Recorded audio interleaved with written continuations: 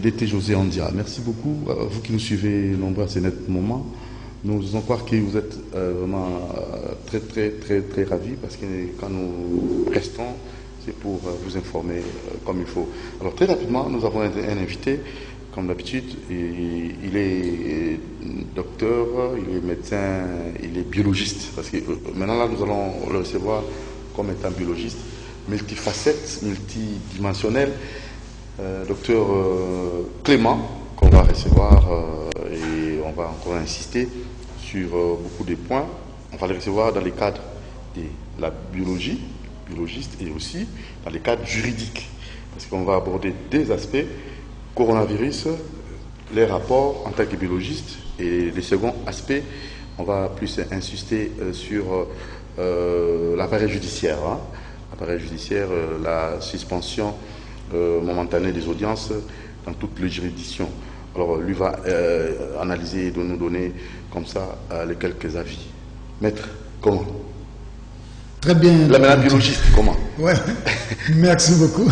Casquette et l'équipe bien donc. Ouais, donc c'est ça, biologie médico-légale. Oui. Donc c'est la biologie et la justice. Très Comme bien. les médecins légistes, c'est la médecine et la justice. Très bien. Alors très rapidement, comment? À part on a bien biologiste. Pour la Covid-19, au Ligaki, la fois passée, tout le monde a insisté. Mais avant tout côté, on a dit que oui, parce que c'est important. Avec ce que vous voyez, tout le monde a cité dans le Cambona, il y a beaucoup de consommer. Autozolia, et jus, vivre frais.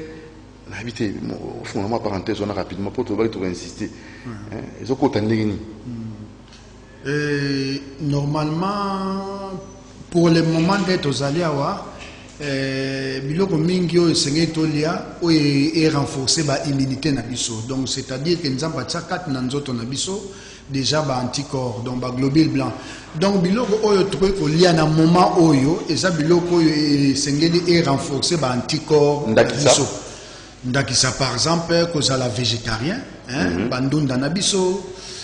Bandunda na biso moni nete pa ya ba Congo boye ba bimpiatu moni bimpiatu wana donc mwa biloko wana kolia pena biso na comment kala bimpiatu ba bimpiatu wana moni za protéine donc ba nini moko donc moni tobosa ni nzamba tsala biso biloko nyonso na mokili tala ba koko na biso ba maladi penza ata ezo betaka na ba mboka mosusu kuna ndenge bandaki na kala.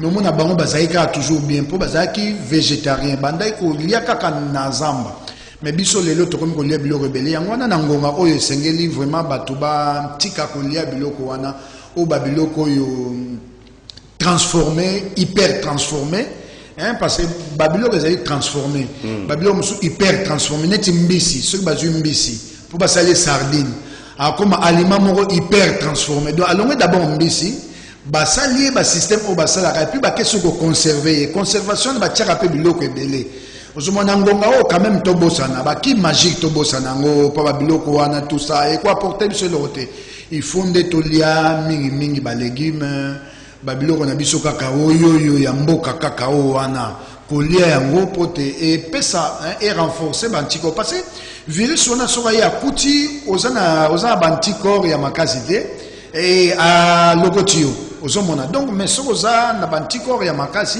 banticorps makasi ya kaka na biloko na biso dongo toliaka donc il faut vraiment tolia biloko eza penza ngana ko conseiller mingi comme étant biologiste nazali nutritionniste mais comme étant biologiste il faut kolia biloko mingi oyo eza surtout na ba végétaux donc kotana na végétarien bosana ba soso ezo tawan ba poulet mayo bobo sana monano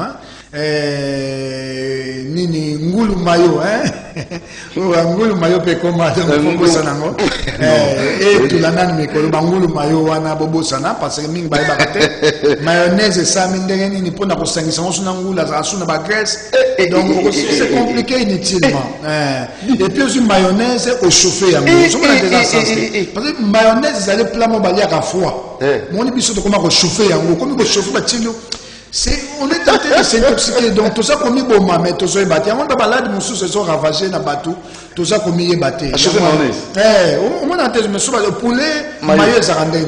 Sur bas ça les poulets et puis la mayonnaise batté, bah chauffer. C'est une intoxication. Mais il était éveil sanitaire sur les alliés. Ndenge bateau batale, faut bateau na faut kangara bango.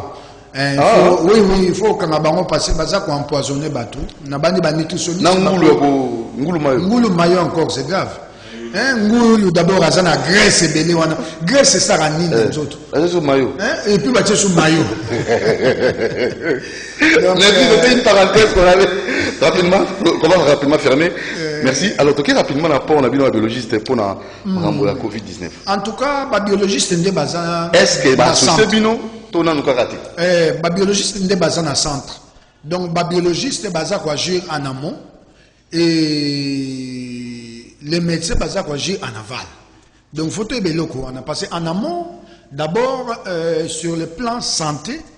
Donc, basé à senga bateau, sengeli ko sukula maboko, mesures sociales cause la distance au moins il y a 1 mètre pour éviter gouttelette de pluie au bimaka soko soko loba. Pour nous sommes malembe pour bana pas comment.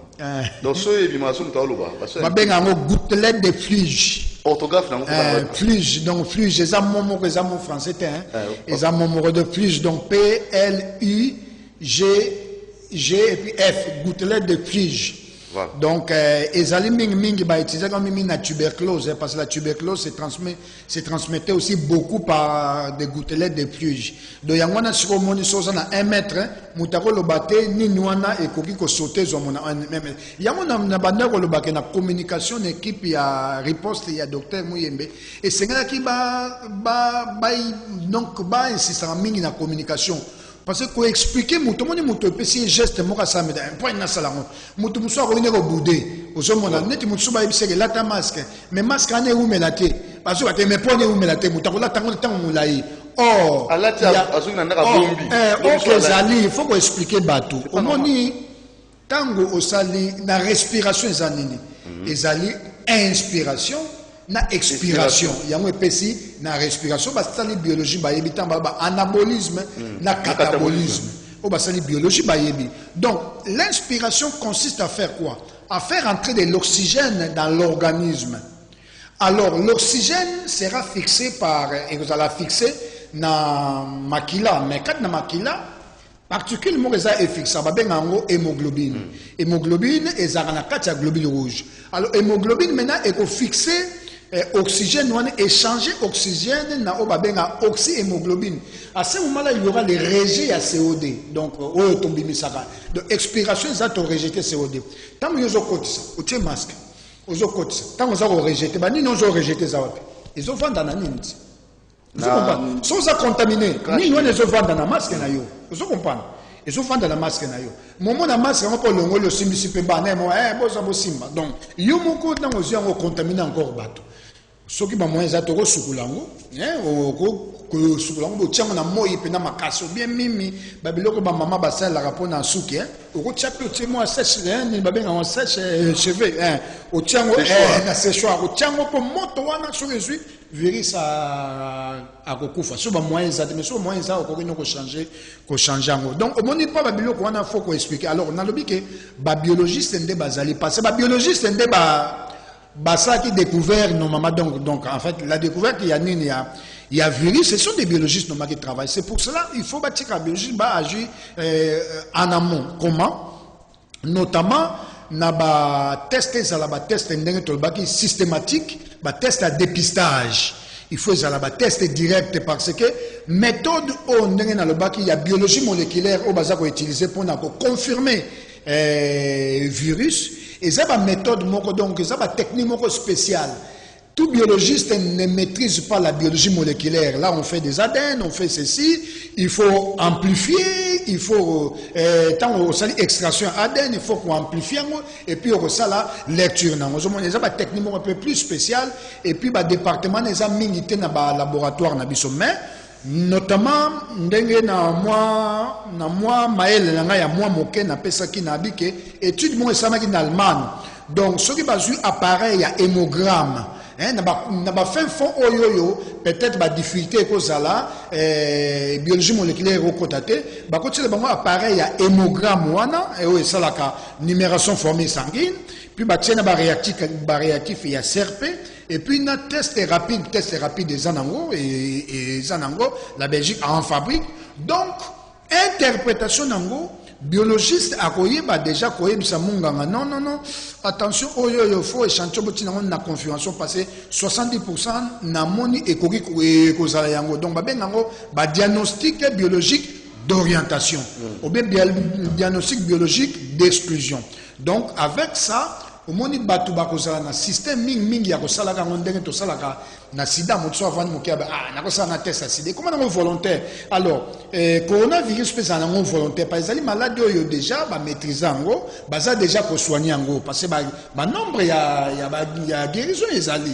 hein donc c'est-à-dire mais ce qui prise en charge et salami avant mais prise en charge mais ça avant parce que ba maladie mingi ba lobaraté okoyaka ka soki passe l'équi déjà yango wana siko mais soki ba moni malade yango avant nani akomona ngo avant les des biologistes na technique mime technique on appelle si soki technique ya moyembe o ya PCR ezalité ba ko utiliser technique oyo ekoki ko orienter ba biologiste pour na ko sala ce qu'on appelle diagnostic biologique précoce.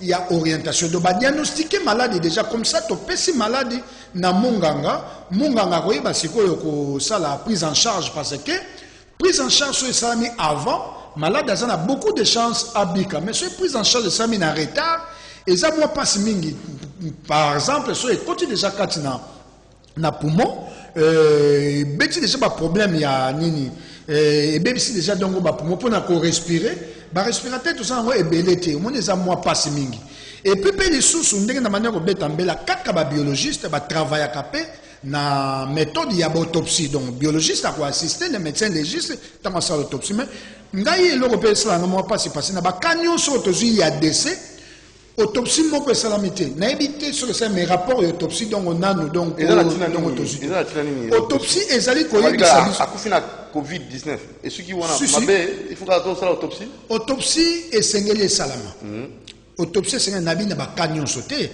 ba chinois lelo soki toyebi ke virus wana akenda kosala boye na niveau ya poumon pour boezani parce que bafungolaki bamonaki parce que autopsie laxi voir de ses propres yeux yango ne laxi autopsie donc voir de ses propres yeux donc remona na propres yeux ou bien pe autopsie ezali donc autopsie par imagerie ezali même on n'ouvre pas avec des techniques général Tchombazali médecin légiste to travaille kanaye mais tous encore na autopsie autoko sala via l'imagerie donc pas ko fungula parce que on ko fungula wana na peut-être na contamination bon appelle cet exemple na ka Ebola basi musuba yaki na zemi bano sa ba césarienne mais bazaki na Ebola so tout ni ba médecin mais il faut seulement se protéger nous on est là on sait comment est-ce qu'on peut normalement se protéger quand on fait une autopsie donc c'est-à-dire que na sengi quand même na ba kao ezali même 2-3 autopsies donc ça là quand même na ka ba desoyo parce que autopsie ezakande donc pouvoir judiciaire mutu esengaka et kosenga yango donc nous on doit être requis par le ministère public natina koyeba nature ya mort voilà nature ya mort parce que nature à mort coronavirus mais l'objet ba chinois l'exception oui ba chinois ba pesa mais ça réalité chinoise nous avons aussi une réalité africaine na kato kokipe ko fungula koyeba pourquoi parce que na za ko insister mingi pourquoi parce que et pesa pe biso et pesa be banganga mayele oya ba biologiste minene ba médecin o bazali ya mayele pe ko travailler parce que ba médecin za plus na clinique médecin za plus na ko soigner mais ba biologiste va plus na recherche donc ils ont les campenza ya recherche donc quand on ouvre on va voir parce que ba kanyo so baza ko déclarer que batu ba kufi na coronavirus bon moi comme étant biologiste médico-légal si la confirmation est faite par un médecin biologiste, je dis oui. Mais un médecin, je pourrais avoir normalement des doutes. Pourquoi? Nalobi na ko ça donne ba doute ndenge nini. Ba doute nanga ezandenge nini. Ba doute nanga ezali ete parce que mutu soki aye na ba symptômes. Donc aye na ba signe o ya coronavirus et puis ba dépister a commis na ba difficulté respiratoire. Mais attention, ba difficulté respiratoire ko ya pe na maladie ebele osomona bon naza ko attaquer ba médecin te passé naza na tina ya ko attaquer ba on te mettre ça na science toza ko discuter naza biologiste médico légal et puis na sali droit naza ko tala ba domaine wa nyonso parce que na sala mingi na général chomba total na tanga autopsie to fungoli pour moi comment ça le cœur on sait directement donner même muto ya kufi na coronavirus c'est vrai mais azala qui na ba pathologie mususo muso ayeba kete et qu'on peut savoir so pe ba réflexion ou ezaki ba médecin pe ba ko réagir ba traitement na kamo c'est ça qu'on appelle les recherches mais pourquoi quand on fait on enterre je suis d'accord par des mesures sanitaires et la médecine légale est où mais la médecine légale est à dans le monde entier est-ce que na ba ka ba pathologie à boy hein ba virologue ba sala musala ba moko ba luka ba microbiologiste était non on a virologue écoute il y a on a le but que virologue est-ce que la synergie c'est un travail à recherche un virologue ils a évangile amen amen tous en église où les pasteurs quand ils prêchent disent amen amen na science ça se discute. Dans la recherche, moi je ne suis pas d'accord. Je ne suis pas d'accord par rapport à la médecine légale. La médecine légale est mise de côté. Ce n'est pas normal. Virologue, la virologie est discipline et la biologie. La biologie, la virologie. Notamment, tu as la parasitologie, tu as la bactériologie, tu as la mycologie. Tu as la discipline et la biologie. Donc, c'est-à-dire virologue, azawana pona kota la makamo et taliba virus. Quand on dit virologue, c'est la virologie. Mais si on a les moutaliboso, oyo le moutaliboso a découvert que virus c'est un biologiste, un anglais, hein?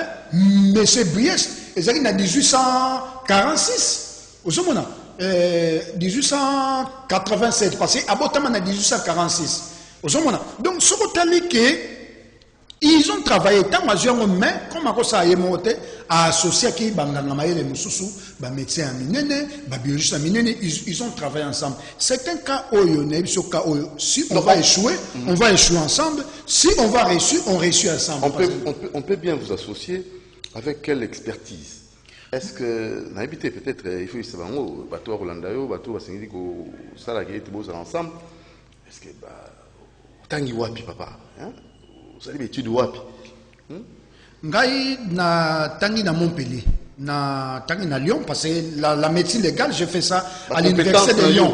Lyon Claude Bernard, na tangi na Claude Bernard donc on est na Grange Blanche au Bavandi na Paris Bayebi donc au Bavandi na France Bayebi Lyon est la première capitale française. Et puis donc on a salle médecine légale na Lyon donc na université Claude Bernard donc Lyon 1. Et puis, il y a aussi la toxicologie médico-légale dans Montpellier, dans l'école de médecine. C'est la première école qui a formé les premiers médecins. Donc, on est formé un médecin à l'Ibosso en Europe. C'est l'université de Montpellier 1. D'ailleurs, ils ont une faculté de médecine, une école de médecine. Pour dire qu'ils ont une école de grande amine en Europe, passer par là. Donc, mais expertise dans les années. Expertise dans les années, plus comme étant biologiste, donc aspect biologique. Donc, c'est-à-dire, nous avons touché plus parce que il y a contamination et comme belé. Nous avons 215. 20 morts. Ok, le but aux à 203, j'espère bien, dans la zone d'évolution, mais au moins on a des 215, tel un laps normal de temps. Il faut tout réfléchir, et puis ça il y a réflexion. Parce que comme confinement est athée, normal, confinement, il faut un confinement total. Confinement, il faut ça, donc il fallait confiner, Batunions. Bon, ça s'engage que moi-même, n'habiter que moi j'impose. Il fallait qu'on confine tout le monde. Maintenant, ceux qui ont confination, ils ont confiné, ils ont passé, mais tu as appliqué la méthode il y a des dépistage systématique.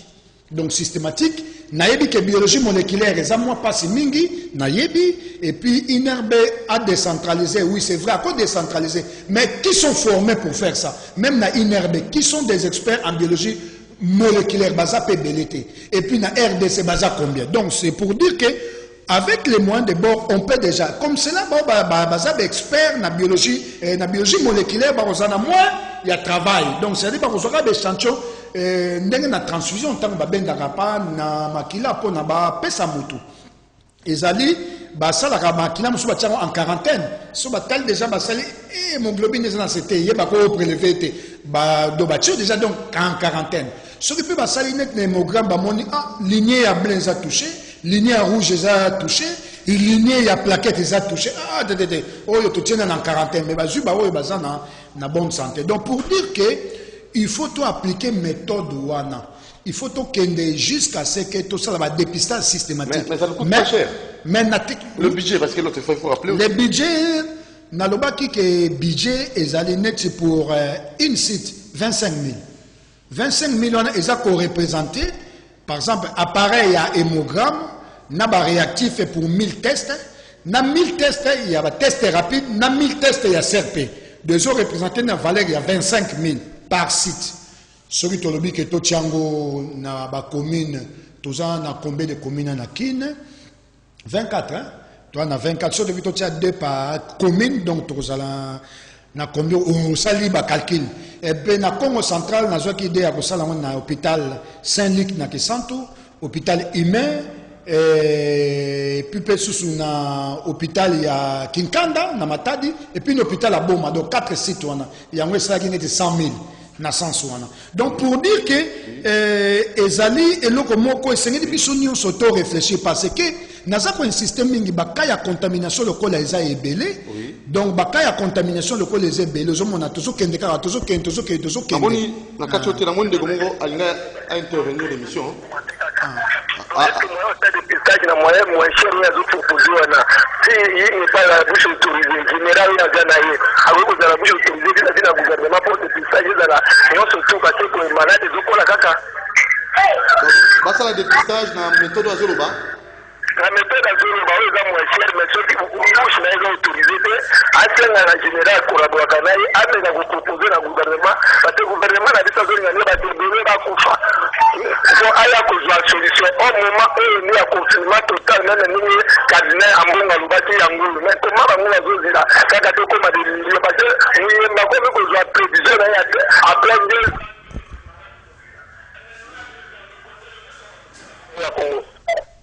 Voilà, merci Papa Nabiso. Abi, expliquez-nous bien la méthode Nayo. Est-ce que le gouvernement a alerte pour éviter la mort révélée, la contamination révélée? Merci Mengi. Donc méthode nous expliquons clairement. Dans ma ligne de pinda, pour le but, ils ont moins coûteux. Ils ont vraiment moins coûteux et puis ils ont à disposition un bâton nyonso et puis na ba coin nyonso. Cité attention à terminer. Allô? Oui, bonjour. Diminuez le volume à la télévision. Diminuez le volume à la télévision, papa. Oui? Allô? Oui, allô, diminuez le volume à la TV. Toujours au caillou.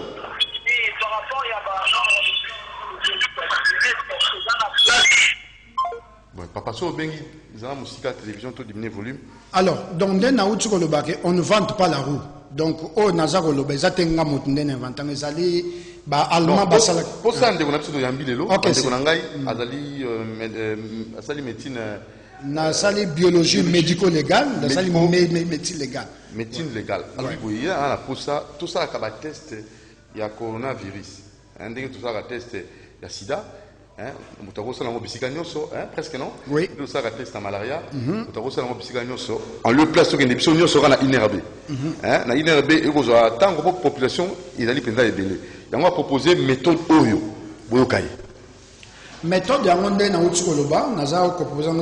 ne vend pas la roue. Donc, étude, parce que nous travaillons dans une firme allemande aussi. Ceux qui travaillent moko, oyo batinenga en allemand, mais on interprète qui en gros. Donc, alors, ezali sali relation. Donc, en fait, parce que sali relation entre examen moko biologiste yebiso nazolo hémogramme, médecin pe yebido numération formule sanguine, hémogramme. Et ça m'a mis na automate, il y a hématologie. Ça dépend automate ko na 3 populations ou 5 populations. Si on a 3 populations, donc ils ont la globule blanc et la globule rouge, na ba plaquette. Donc c'est-à-dire appareil wana automate wana ils ont coûté au moins de 12 000, donc moins de 12 000 $, donc on pourra en avoir. Deuxièmement, réactif à CRP. Parce que CRP, ils ont parmi les bilans inflammatoires. Donc, les médecins, les biologistes, parmi les bilans inflammatoires. Or, tu as déjà grippe, selon les Allemands, la manière dont ils ont travaillé. Alors, CRP, sans test à CRP, ils ont moins de 60 $, sans test. Donc, c'est-à-dire que ceux qui ont 100 tests, ceux qui multiplient une fois, par exemple, 10 qui ont 1000 tests, na côté il y a hémogramme et puis ba test rapide ezali nde to ça ba test rapide à sida OK boye après 20 minutes babi ke ozana ngobi ozana ngote ou bien zonga na ba test wana ezali ba test rapide ezali. Alors combinaison il y a numération formule sanguine CRP na test rapide et ils ont fait ça déjà 90% il y a diagnostic précoce d'orientation. Donc il y a maladie wana au moins si on a le bien sali favorable parce que muta yebi déjà ndenge to le baga faut yeba état sérologique na yo so yebi naza atteint par exemple na maladie boye il faut na battre la bameninga so na yebi déjà na sabo na ko la taka masque ta monus ozomona pona ko protéger na yebi que malgré naza sous traitement et ça maladie ya sonité mais na le pona nini so qui va dépister yango avant nde oza na chance mingi ya kobika. Alors, pour dépister avant, c'est seulement les laboratoires qui peuvent dépister. Mais si vous avez des symptômes, vous avez des fièvres, des irritations en gorge, des respiration, peut-être comme déjà dans un numéro avancé. Alors, est-ce que vous avez des difficultés pour nous en charge? Mais si vous avez dépisté avant, vous avez ça. Voilà, tout le monde appelle mon quoi? Allô? Mbote papa. Bonjour. Préoccupation de la boue. Au moins, ma belle, ils ont la corrosion. Ma théorie, c'est que nous avons la gangue. Vous comprenez? Parce que nous avons la gangue. Donc, c'est que nous avons la gangue. Moi, je vais vous inviter. Ma médecin m'a dit que nous avons la gangue. Mais le coup, là, il y a des camouilles, papa de la gangue. Parce que nous avons expérimenté, on va la gangue, on a des maladies pour ma camutu. Mais nous avons un traitement malheureusement. Alors, le confinement, bah, il dit, on va pas conscient que batumusu basomaka makala matembele dinaki alambi batumale par jour. Est-ce que réellement on a pour donc nana wa osala 2 semaines abimaka te asala eloko moko te kale sala libota na ye. Le bazol de là batuma ko fasu na coronavirus te bazol de la batuma ko fasu ko na banzala. Olie basoma babiloko na osala na ba test batia ko ba hôpital de même par commune batie bato bato azoya bazosala bateste basali bango bateste wana ekopermettre ke bato mpe bazwaka moyen ya kosala bamouvement. Pourquoi? Puisque ozomona te ke bazoremarke te ke une fois soki basali eloko bato bazokende batondani mbala moko rien ke mpona bato bakota na gombe babimisi likambo bamacaro wana. Vous savez combien de gens bazalaki te contamine na place wana. Tout le monde a dernièrement on a battu beaucoup bato bakende mpoke nazwa basalaire na bango ils sont allés plein là bato mosusu mpe bazalaki te contamine à partir ya wana. Est-ce que mpona kosala bateste wana bazabe nti lelo bachine bawapi wana bapareil ya kosala bateste rapide est-ce que ezali te soki bamédecin eza kutulikama soki te na Congo bamédecin bazali ebele oyo batangi babiologiste ndenge papa wana azoloba wana bazali ebele mais balingi opesa bango opportunité te. Donc ezali kaka bokomisi mutu ondire soki akomi mpe pape na Congo soki ndenge muyembe donc soki oyo elobi eza amen. Donc bazolinga nini ou alors bazozela ndenge batindela bango soki bato ekouta wapi soki wapi mbongo wana netonda bakabola obi bazozela ndenge bakunda bato. Voilà.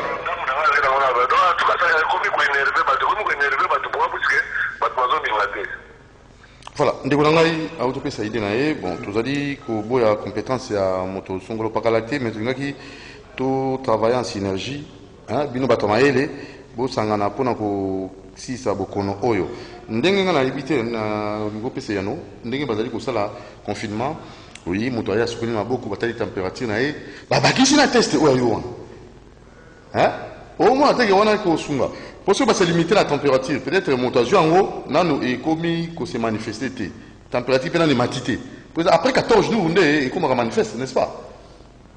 Oui, donc la période qui va se de 2 à 14 jours. Voilà. Oui, c'est ça. Mais bon, quand le bac est. D'abord, il y a papa Nabiso. En fait, moi, je suis la test, on est place, je suis dans désordre. Ils appellent moi pas si parce qu'il faut déployer bateau et bazar na maele ou bakosalango et repé ça moi nini. Mais c'est mieux.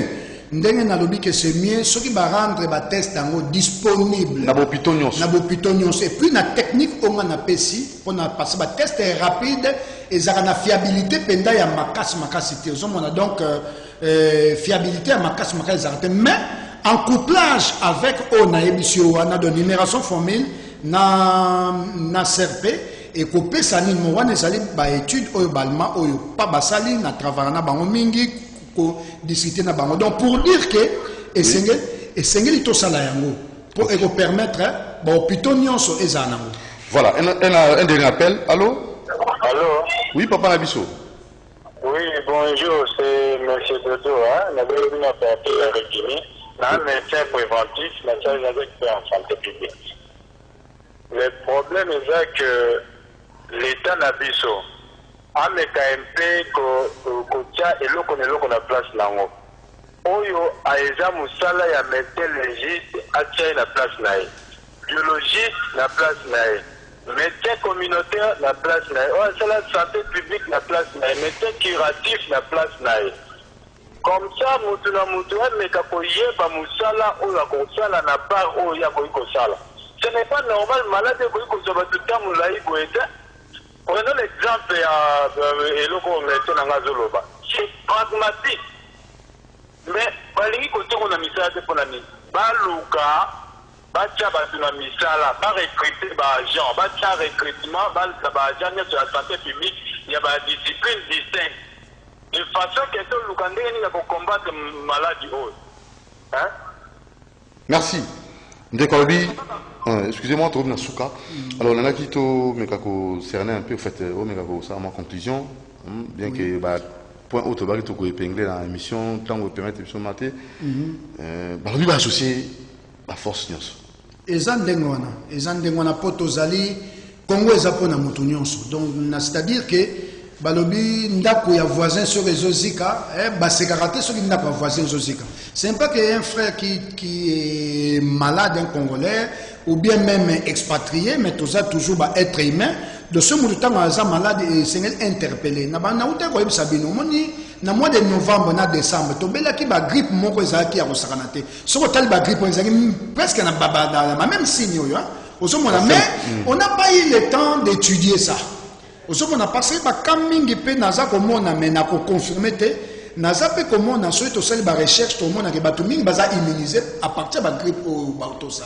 Ozomona baza immuniser na confirmer te mais naza komona ngo pourquoi parce que on net inanda ko grippe sur les mutu moko mona batu tout mona 3 4 pa ba beli yango o mona pe mutu mususu pe donc ba beli yango te ça dépend pas ya bantiko ya on a uti ko lobake pour na to éviter nombre ya ba contamination. Parce que misu bazoza nango bazana basinité sina nebimité à cause de la geste nyonso yako akobina ko sukulane maboko bien mais peut-être elle se protège pas à cause de contaminer batu mususu par les poignets par ceci par parler par on ne sait jamais maman ko simba pe mwana ye l'important on ne sait jamais donc ya on a lobby que pour na ko éviter on sengeli ba dépistage à la systématique alors na ebi que eza pasi on a inerbe à la partout et puis la méthode à inerbe au salawa les a passe naza biologiste na le bango donc méthode inerbe au salawa c'est méthode moko spécifique ba ben en biologie moléculaire il y a une méthode simplifiée ezali que analyse oyo na misato na synergie nango to koyeba déjà à 80% ou 90% que muto ya ko tant ça nango de attention déjà il faut au mibattre la fois au moins muta reçoit à conscience et puis tu vas éviter la provocation parce que toujours kende hein toujours kende na mais personne na katio pour na suka personne numéro de téléphone personne numéro de téléphone le troisième fois na yambio ouais ba télécharger boulota là tu es na ndeko atangi na Montpellier azapé expérimenté à la troisième fois l'émission à 3 reprises azopé sa numéro lettre peut se compte ça non. Oui, na kotsaki bon Pas encore. Pas encore. À côté de l'être, au continent de Wapi. Baïdé, donc, Na Wapi, Toeba. na komela qui Présidence? Na présidence côté, parce que na koma qui déjà il y a tant au niveau donc qui banda qui na komela qui na ministère de la santé. Le ministère de la Santé, ministère de la santé, Santé. na koma qui et puis na pesaki baïdé na parce que comment je ne pose pas mais je donne des idées. Mais c'est vrai que tant au niveau des ko mata, nga déjà na salle au moins 3 fois na genda ko kuta na docteur Muyembe mais na zo kuta nete parce que je sais qu'il est trop pris. Pour nazale qui même bah idée on a coupé ça peut-être à coquille qu'on appliquer en gros peut-être on doit la facilité on a recours à Muyembe on a ministre tenu à quoi qu'on y ait makambo yo au troisième fois on décolle kiawa to comme na 215 cas plus ça numéro oui 089 61 56 194 donc 089 61 56 194. Voilà les numéros que vous avez dans WhatsApp. Combo docteur. On peut s'écrire. Donc, Nazali maître, parce que na avocat, mais na se spécialisé, donc avant tout, na biologiste de formation. J'ai fait la biologie, mais Nazali donc Nazali ni na médecine légale scientifique. Très bien. Mais j'ai fait les droits. Donc, Naza avocat après la cour d'appel, il y a Matadi, mais Naza expert dans le domaine, il y a médecine légale. Très bien. Ok. Merci beaucoup. Tout le monde tout insister. Merci à Bolandi Bisso. Merci à boss Lutumba, na chez le boss Kimonza. Tout petit mot merci mingina monsieur Alita Chamala. Ouais, petit badon et belé pour na makambo et pourquoi pas aussi André Dolobalu tout souki sawana boyo kayepe pour que ça ait espace. Kayo te fongola G pour maladie pour aussi là. Merci à Ndekona Bisso Alain Kabongo, Moron Jambé, le DT José Andia.